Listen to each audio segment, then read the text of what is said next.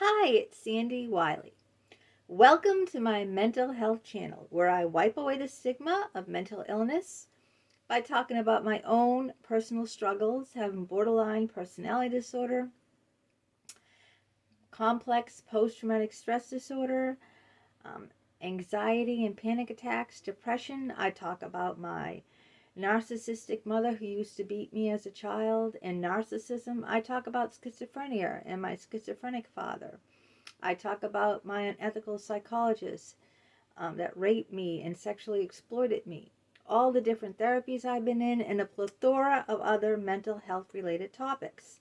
But I only come on as a former patient of almost 20 years. I am not a licensed therapist. I do not hold a degree in psychology, so I cannot diagnose you or give you a professional opinion. All I ask in return of you is your kindness and respect in the comments. Please be kind to me, be kind to other people in the comments. We don't need to agree on everything. Variety is the spice of life, but we do need to show each other respect and kindness always. Now, if you are new to my channel, welcome. Stick around, take a chance, hit that little box in the lower right hand corner that says subscribe. It's 100% free, and that way you will always be notified whenever I do a new video. If you like what you see, give it a thumbs up. Share it with your friends. Share it on other social media platforms. Feel free to comment and share about your own personal experiences in life. I always respond to the comments. Today's topic is how childhood wounds from emotional neglect affect us as an adult. And this is a very important topic, especially a lot of people have gone through terrible, terrible childhoods. I know I have. I was raised with a narcissistic mother who used to belittle me, shame me, beat me up, criticize me, call me horrific names, neglected me, throw things at me, leave scratches on my arm till I was bleeding, beat me up, left welts on me, just horrific, threw away my toys, always came in my room, and I never had any space. I never knew any boundaries. My father was a paranoid schizophrenic who was in and out of mental institutes all my life. He left me and my mother. He left me alone with the witch of my mother when I was a little girl, 2 years old, little baby. He just left, and he gambled, and he cheated, and he didn't work, and then he was institutionalized, and I was left with my narcissistic mother. When he was around, all he talked about was how people were going to kill us, how the FBI was after us, the CIA. He heard voices. He was delusional. He was psychotic. He would go on rages and threaten to kill people. I mean, it was horrific, horrific, horrific childhood. I was an only child. No one else knew about the hell I was living in. I didn't share it with anyone else in the family. I didn't share it with friends at the time. I was too ashamed. I lived in shame my whole life, and I lived in isolation. Now, how that impacted my life was I had very low self-esteem.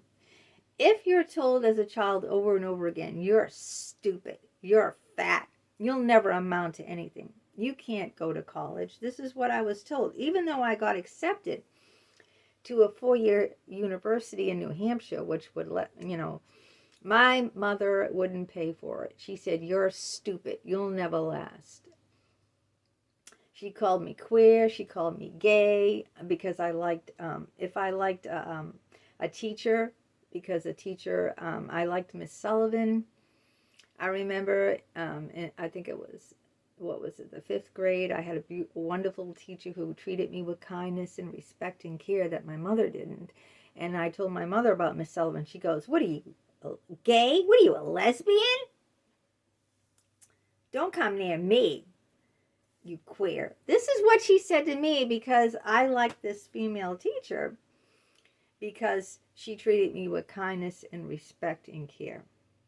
So after you've been, constantly badgered and beaten down and criticized as a child, and my father was the same way. My father said, you can't drive. You can't do this. You can't do that. If you drive, the police will be out after you, because I got a ticket one time when I was driving. So every time I wanted to drive to get back, everyone gets a ticket once in their life, right?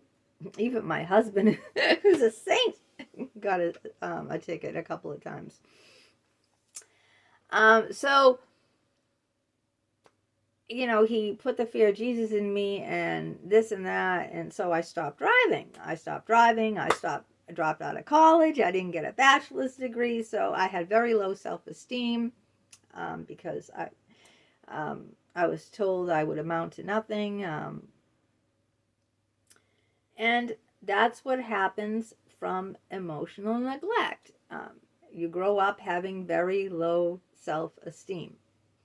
Another thing that happens when you have these wounds from your childhood of emotional neglect is you have a fear of abandonment. Now, I have borderline personality disorder, and the number one,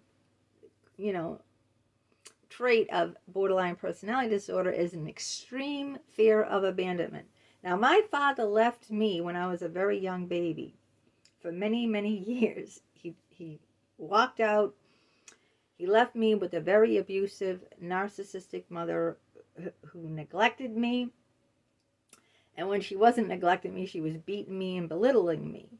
So I developed an anxious attachment, okay, which is an unhealthy attachment. I get very clingy to people. I feel like I'm not lovable. I feel like I can't count on people. I have high anxiety. I have a severe anxiety disorder. I have severe panic attacks where I can't breathe.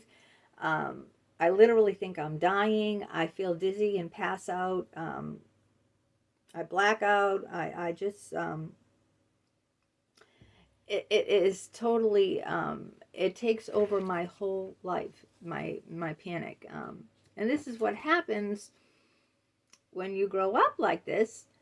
This is the result of that. And I'm sure many of you can relate to it as well. I also have great difficulty in trusting other people. Why is that? Because I grew up as a child who could never trust the two people who brought me into this world. The people who shaped me. Your parents are the first people in your lives. You depend on your parents. You cannot, as a baby is helpless. A baby born into the world is helpless. They can't fend for themselves. They need their parents. The parents are the first role models. The mother is the first female role model, and the father is the first male role model in their lives. So if you can't count on those two people, those are the people that shape you. Those are the people that you depend on for your very survival. And I could not trust them. They were not trustworthy.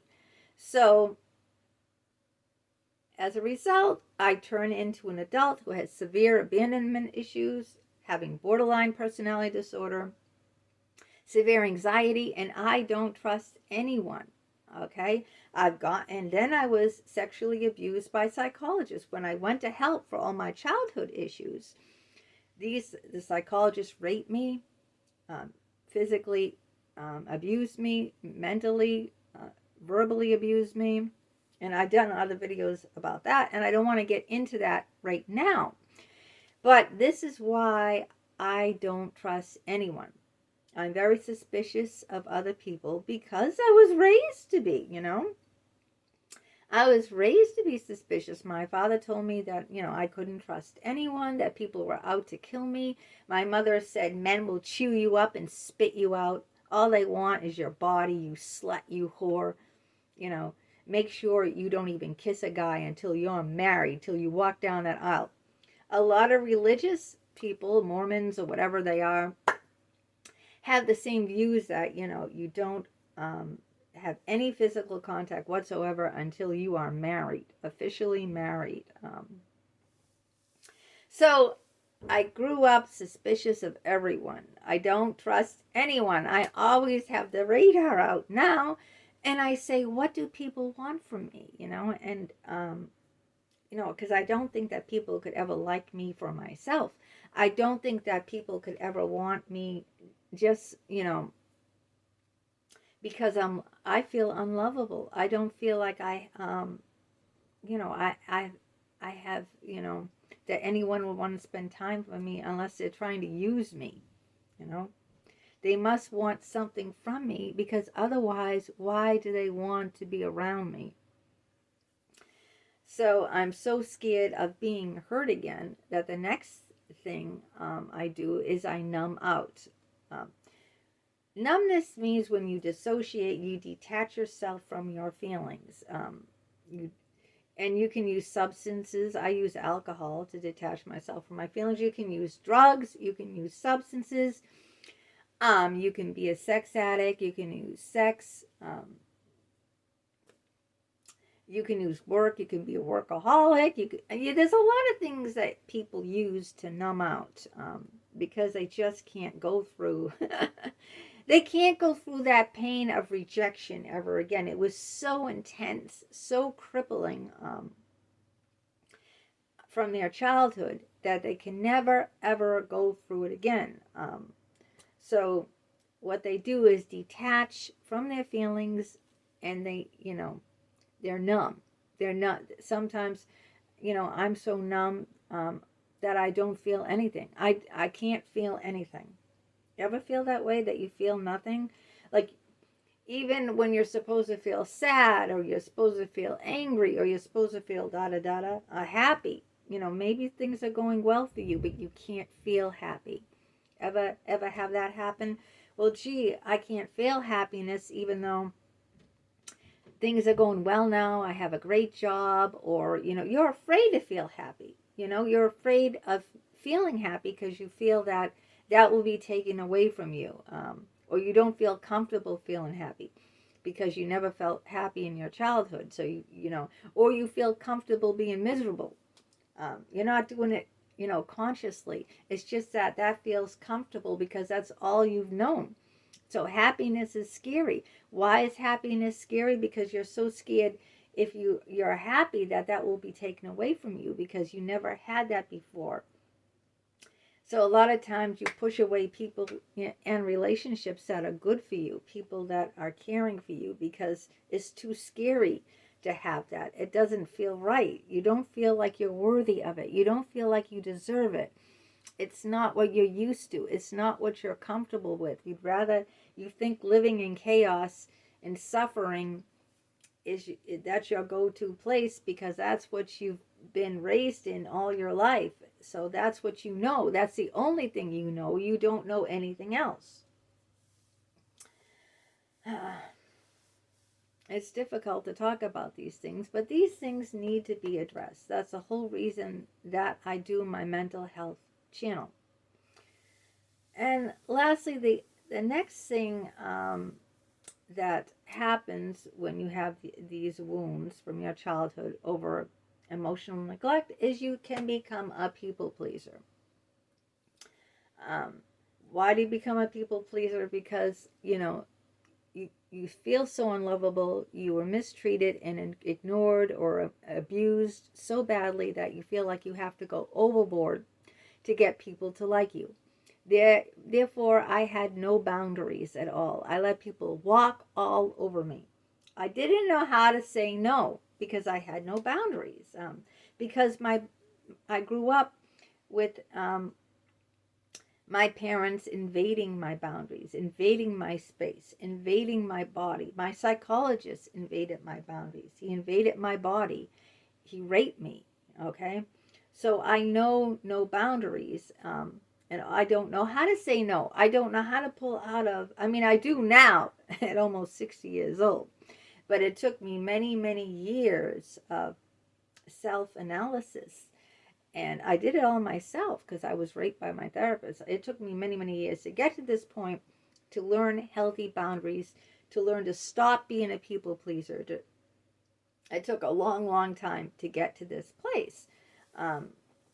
You can grow up being a perfectionist, feeling like you have to prove something, not just to other people. You have to prove something to yourself because you feel so worthless all the time that you feel like you have to prove to yourself and to other people that, hey, look, I am good. I am lovable. I am a nice person.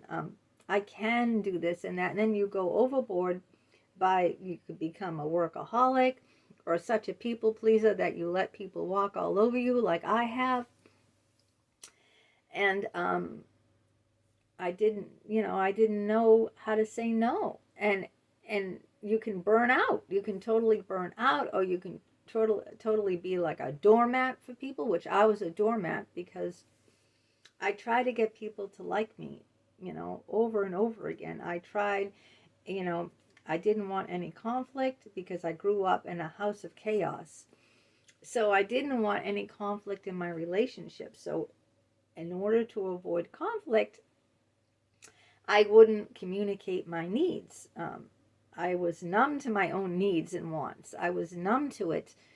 Like I mentioned about the numbness, I was detached from my feelings. I wouldn't allow myself to feel. So I just, whatever the other person wanted, I integrated that into myself. And then that's all I did was, do. I was dictated by the other person in the relationship, whatever relationship it was at the time, whether it was with girlfriends or, at work, or I would never speak up, in work, I would never speak up. With girlfriends, I would never speak up. And then what happened was I got to the point, like the breaking point, and then I just walked off jobs. So I had no job. I left relationships.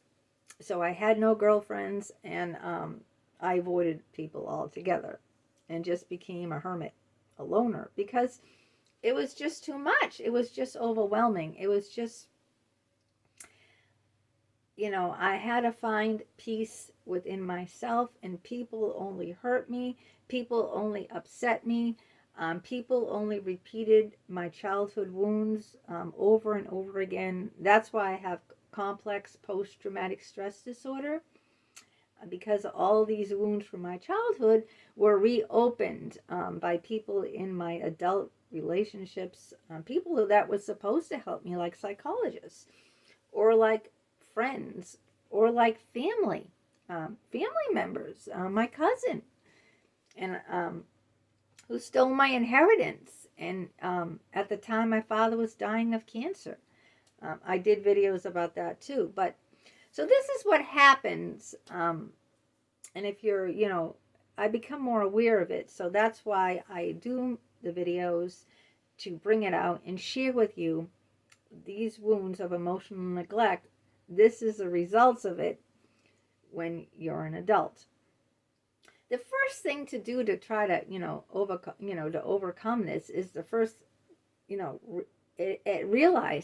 realize what's happening to you. And this video, I show, like, I realize these things have happened to me, that I have difficulty trusting people, that I do detach and become numb from my emotions, that I am a people pleaser, that I do have a deep-seated fear of abandonment and very, very low self-esteem because of these childhood wounds. So that's the first piece, owning it. You can't change anything in your life if you don't own it, all right? So I have owned this. I recognize this now.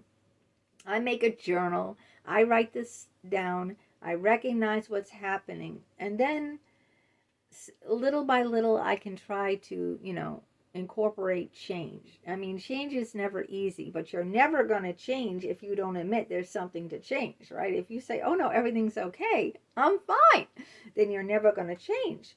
But I say, I'm not okay, I'm not fine. I have these deep wounds from my childhood that make me have low self-esteem, that make me have an anxious attachment, so I'm clingy. I don't trust people. I fear abandonment. And now let's start doing the inner work and trying to change that. And that takes that's a long process. And that certainly would be for another video, because and I'm in the process of working on that too. So I can't just come on here and tell you, because I'm in the process of learning, doing that work to work on myself, to be more trustworthy. And that's a process, a continual process. So let me know if about your wounds. I always welcome the comments and your lifetime experiences, how your childhood wounds have affected you in your adulthood. If you're willing to share, I'd love it. Not trying to pressure anyone, but I'd love to hear from you about it, and we can continue and build a conversation and learn from each other.